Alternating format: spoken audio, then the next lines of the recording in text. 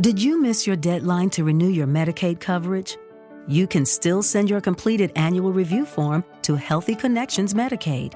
You may be assigned to another health plan, but you can ask to come back to First Choice within 60 days of renewed Medicaid eligibility. It's your family. It's your choice. First Choice is the right choice. Renew and choose us. Visit selecthealthofsc.com/renew to learn more. You're listening to a CNA podcast.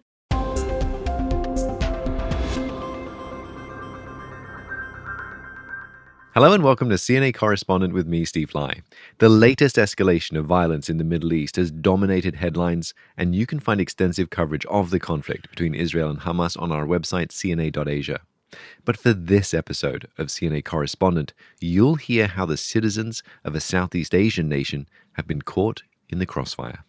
We knew about the risks and we were willing to take them. But once there, it wasn't like we imagined. This was the heaviest bombardment. Since normally they shoot at the sky, but this time they were aiming on the ground as well. And the Thais, some were shot and some were burned, like some of you might have heard it from the news. There are a lot more Thais that have been killed, that's been reported. That was a returning Thai national who is one of over 8,000 Thais who have been evacuated from Israel so far. He's one of the lucky ones. 32 were killed in the 7th October attack on Israel's soil, and 23 were captured and are being held hostage by Hamas. They account for one of the highest numbers of foreigners from any single country held captive since hostilities broke out more than 4 weeks ago. And for more on how Thai authorities are looking to safeguard its 30,000 citizens in Israel, I'm joined by our Thailand correspondent, Saksith Saiyasombut. Saksith, great to have you on today. Hey Steve, good to be here. Now let's start with events on the 7th of October. Where were you when you heard about it, and how did you learn that Thai nationals were caught up in the attack? Well, I was at home when I first saw the news flashes coming out of Israel and Gaza, and I think, pretty sure like anybody else, I was stunned to hear just the order of magnitude, how these events have unfolded. And very quickly, I actually had on my mind, we actually have Thai citizens over there that are working there as migrant workers. How are they faring?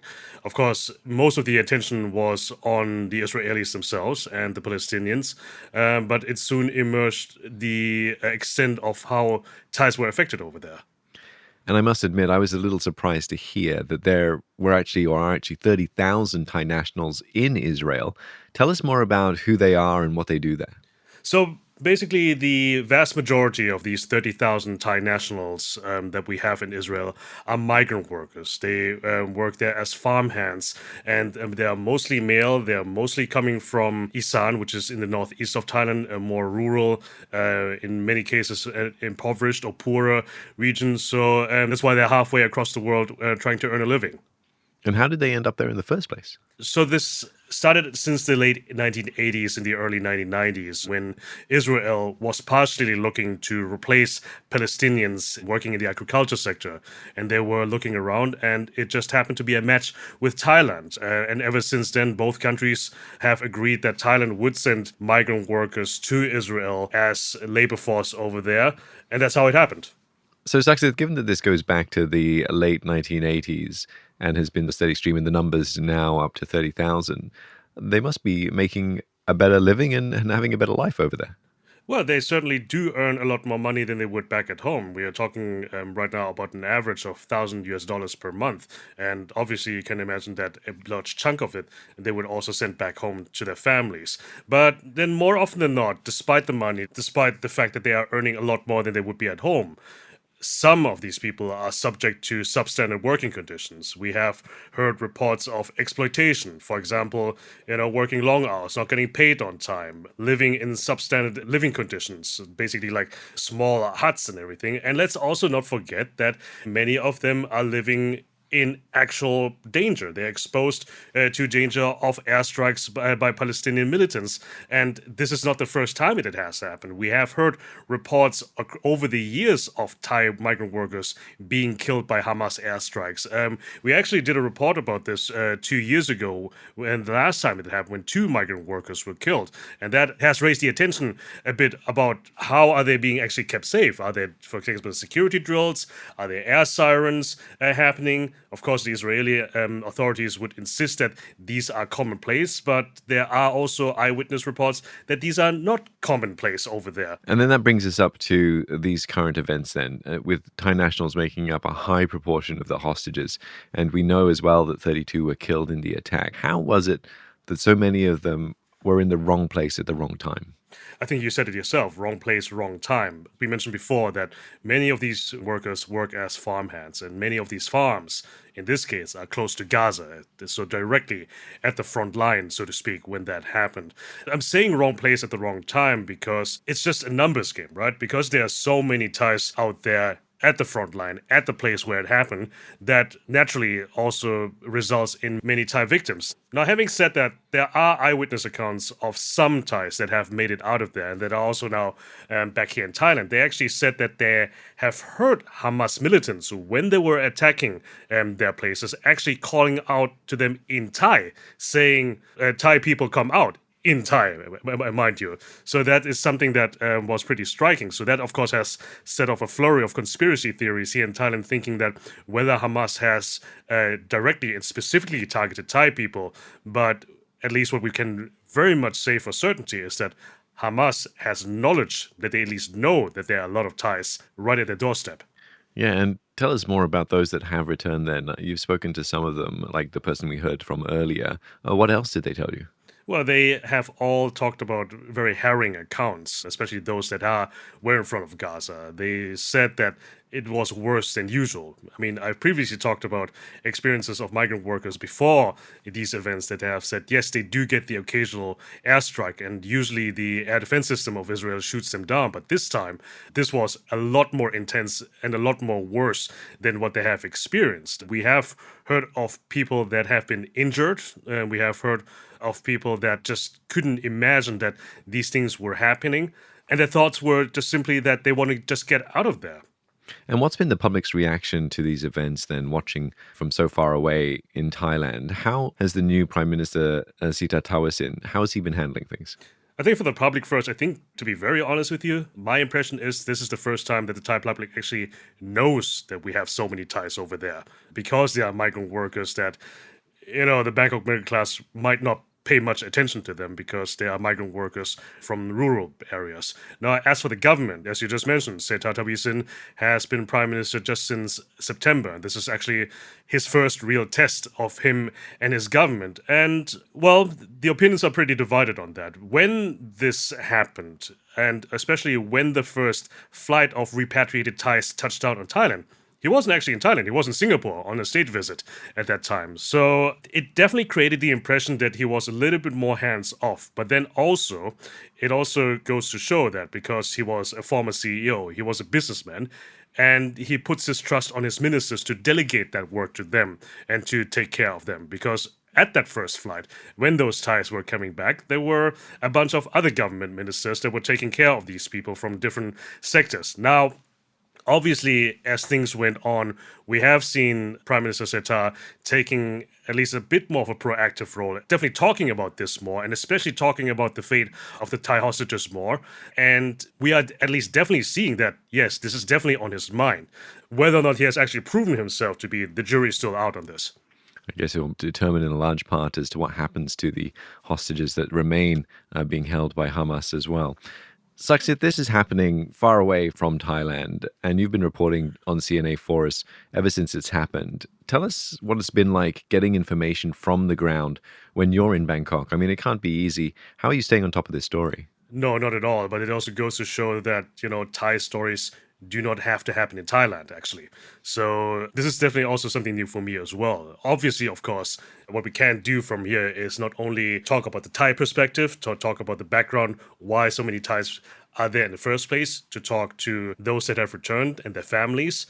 But then also, at least for me, I have reached out to colleagues in Israel. So I have many international friends that used to be here in Bangkok that are now in Israel, or friends that are here in Bangkok and actually have traveled to Israel now to do news over there. So basically, there are my eyes and ears, and it's been very helpful to get a broader perspective of actually what's going on there and not only be narrow-minded to only focus on the Thai side of things. Yes, and to see it from the outside, but actually get the inside track on things. Very useful and very resourceful of you to expand your network and help us gather as much information on this as possible. We're going to go for a short break, but next on CNA Correspondent, you'll hear the lengths that authorities are going to get the Thai hostages released and returned, as well as the surprising efforts Israeli employers are making to convince Thai workers there to stay, despite the growing violence.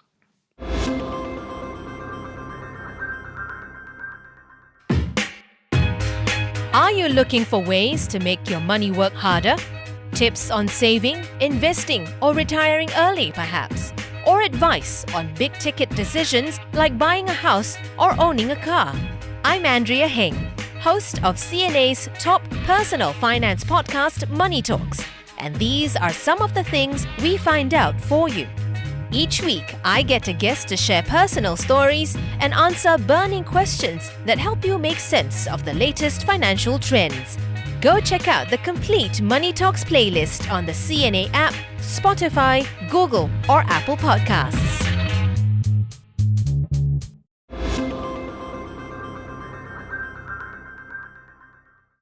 You're back listening to CNA Correspondent with me, Steve Lai, and Saksith Saiyasombut, as we turn the discussion to the efforts by Thai authorities to bring back its citizens caught up in the ongoing Middle East conflict.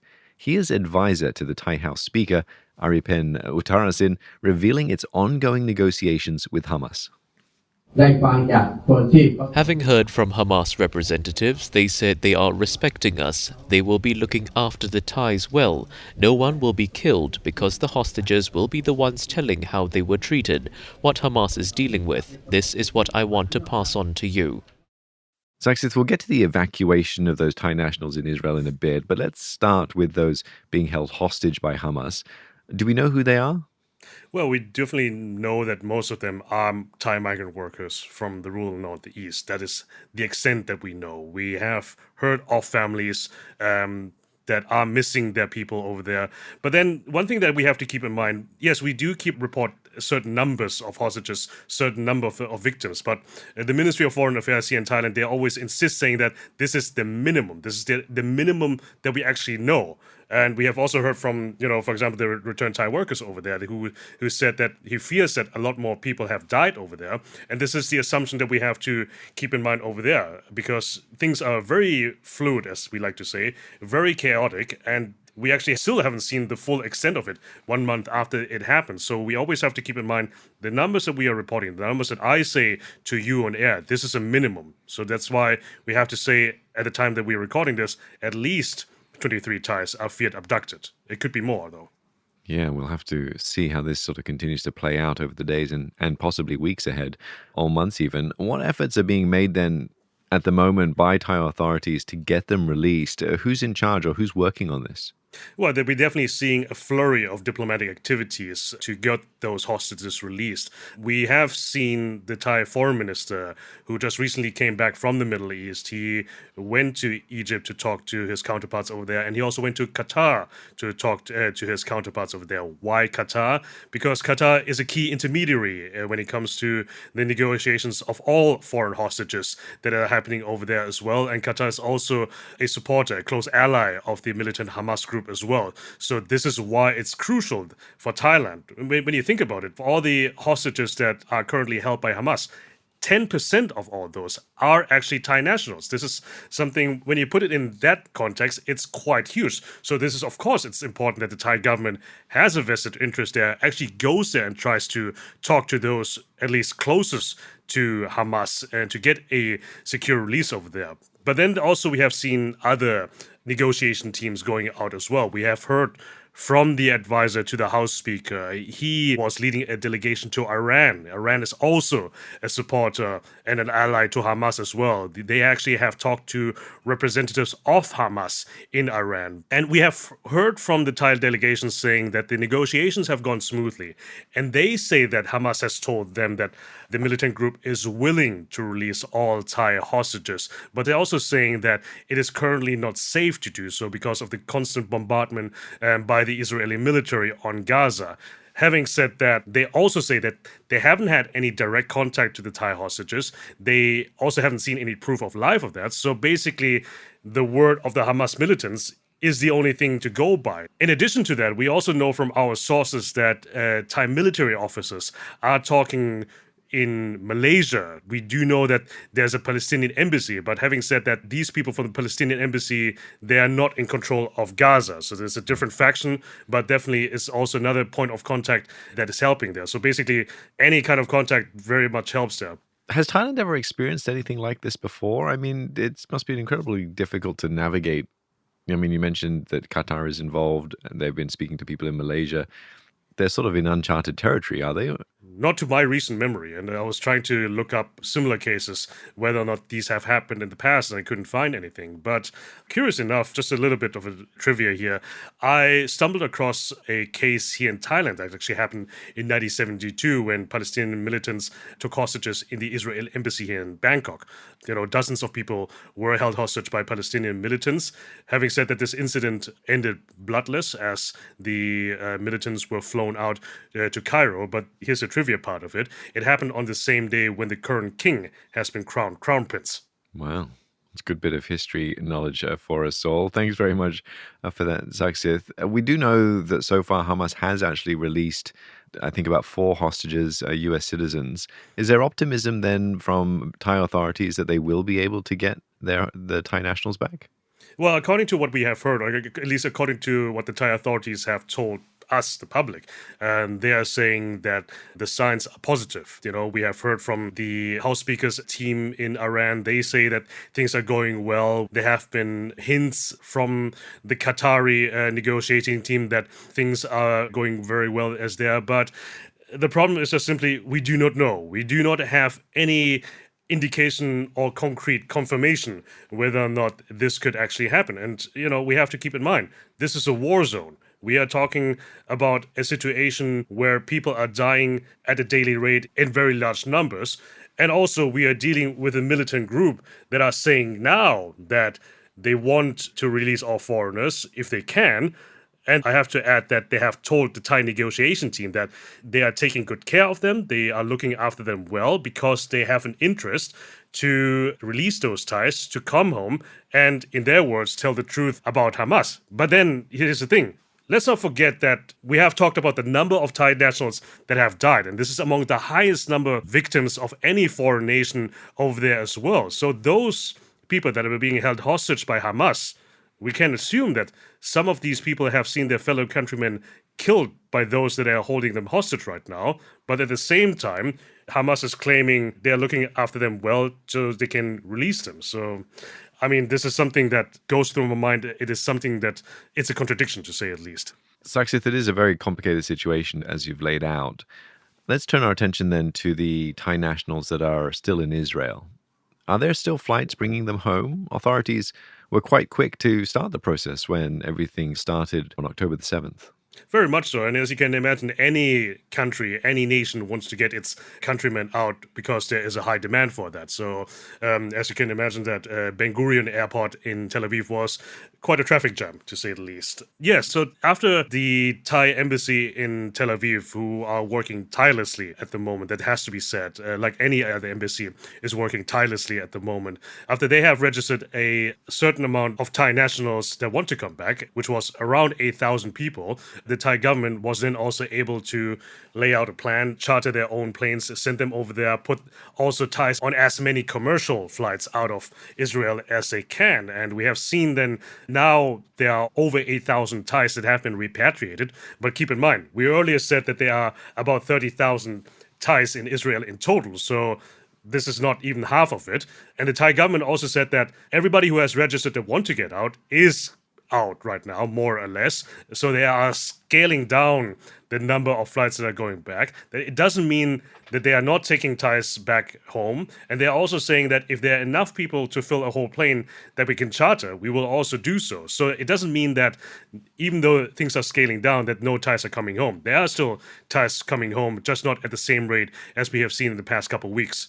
So that means then that some Thais are happy to stay in Israel. That seems to be the case because we did see reports that Thai authorities were assuring returning Thais that they would have jobs to come back to. It seems like there's a bit of a tug of war going on because, as I understand it, Israeli employers are actually trying to encourage them to stay. So how and why are they doing that?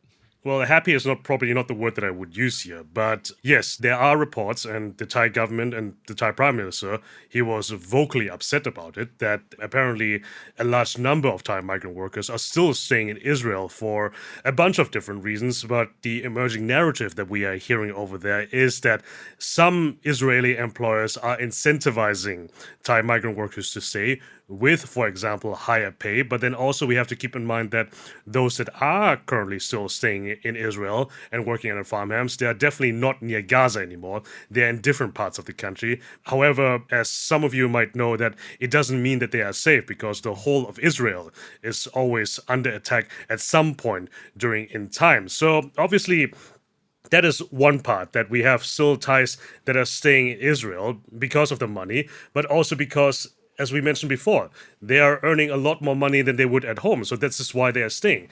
Those that are coming back, they are facing many difficulties. For example, A, where can they get a job that pays as well as it did before? B, some of these people also have to take a big loan to get there in the first place, and they have to, of course, pay it off. And now they have no means to pay them off as well. So this is why the Thai government has been very proactive about this. They are trying to incentivize them on their own to come back. Not only certain handouts, not only low interest loans, but they also said, for example, about retraining them for other jobs. But then again, it goes back to the same problem, saying that they wouldn't get a job here that pays them as much as they can for the same field of labor. And this is something that Thai Prime Minister Srettha Thavisin has also acknowledged. He has said along the lines of, well, there's a reason why Thai migrant workers are going over there, and we need to improve our economy so that they don't have reason to go over there. Difficult situation all round, especially for those stuck and having to make that difficult choice of whether to stay on in Israel with all the risks associated with that or return home and also face numerous challenges of putting food on the table. Israeli Prime Minister Benjamin Netanyahu has expressed condolences to Thailand over the deaths of the Thai nationals, and he's promised full support in rescuing Thais held hostage by Hamas. What has this conflict done for the Thai-Israel relationship, and has it changed the public's perception of Israel as a destination to live and work?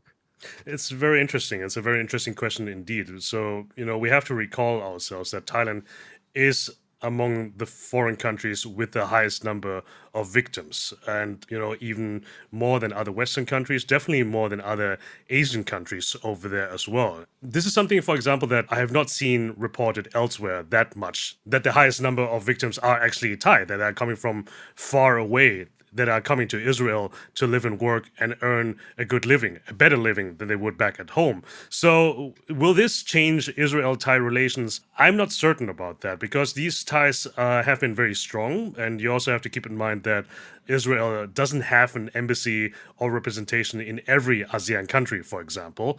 Also, it is a very popular tourist destination for Israelis themselves. Young Israelis, when they're done with the military service, one of the first destinations to hit up is always Thailand, especially Khao San Road. But then also one other question that is on my mind as well is the Thai public's reaction to that. Yes, of course, we're getting a lot of Thai media coverage about that. And I said earlier that it's probably the first time that many Thais actually know we have so many compatriots over there. But I was asked by a Western diplomat why there's no bigger outrage about this by Thais, that the fact that so many Thais have fallen victim over there. And I think that one answer to this is, that I said before, is because they're coming from a different part of the country that the people in the capital might not be interested in. But another one is also that because we have heard from families from the Northeast of people that are affected by that, they have said that they are kind of stricken with grief in some way. We have heard from one father who has lost his 2 sons in Israel. He is not angry at anybody. The question is, who is he supposed to be angry at? He's more angry at himself that he couldn't provide them a living to keep the sons over here, that they have to go halfway across the world and to earn a living, to get a lot more money than would be back at home, but also pay the ultimate price. So, the question of the Western diplomat might be a little bit misplaced. The question is just simply, who are they supposed to be angry at? Oh, it's incredibly profound, Saksith. It really does point to a difficult picture for those caught up in the conflict, not just the fact that they're caught up in the conflict, but the circumstances which led them to be in Israel in the first place. Saksith, I want to wrap up our conversation by asking, what's your big takeaway from covering this story? What have you realized about Thailand, about Thai nationals, about the fact that so much is out of their control? They're just looking to make a better life, and where it's led them has led them to somewhere that itself has put their lives in danger. I think one thing that I definitely take away from this is that, as I said earlier, Thai stories do not have to all take place in Thailand. They can take place outside of Thailand as well. We have a big diaspora out there in the world, not only in Israel, not only in Europe, not only in the States, but everywhere in the world. And I think that's something that every other nation can connect to as well. Every nation has its own diaspora that are outside of their home country, outside of their father or motherland, trying to seek a better life. I'm an immigrant kid as well. I was born and raised in Germany. My parents left their home to seek a better life in another country, and I had the privilege to be born in that other country. I just happened to make the decision to come back here to Thailand. But it just definitely goes to show that there are people that are seeking a better life out of the country and that are willing to take the risks to earn that living. And I think a lot of Thais realize that, not for the first time, I might add, that it's a big world out there. And it's a big world that with a lot of things happening there. Many of them not good, some of them good. But it also hits home. It literally hits home because even though this conflict is so far away, but it is hitting home. And some, unfortunately, are paying the ultimate price. And just quickly, what will you be working on in the weeks ahead? Obviously, we will be keeping an eye on this situation. Obviously, we will be keeping an eye on the hostage situation, whether or not they get out soon. And one can, of course, only hope that they are getting out soon. And we will be keeping an eye on those that have returned, how they are faring. And we will also be keeping an eye, without saying too much yet, on those that may or may not want to return. So watch the space. All right, Saksith, thank you very much for your time today. Thank you. Thanks for having me. Listening to Saksith, it's clear that Thai authorities are in uncharted territory, and the challenges they face are incredibly complex. How events unfold in a war zone is anything but certain, but what is certain is that the duty of all those that govern is to ensure the safety and security of their citizens wherever in the world they are. The TV version, CNA Correspondent, airs on CNA every Wednesday at 9:30 p.m.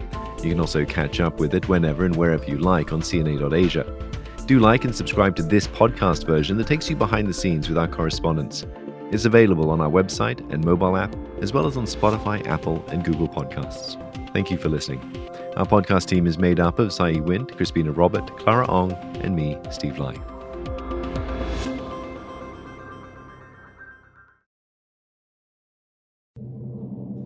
Evolving education for a changing world.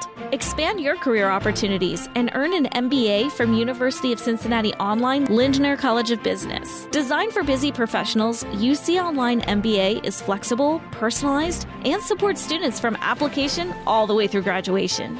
Get the world-class degree you deserve without sacrificing work or family commitments. Apply now at online.uc.edu/MBA.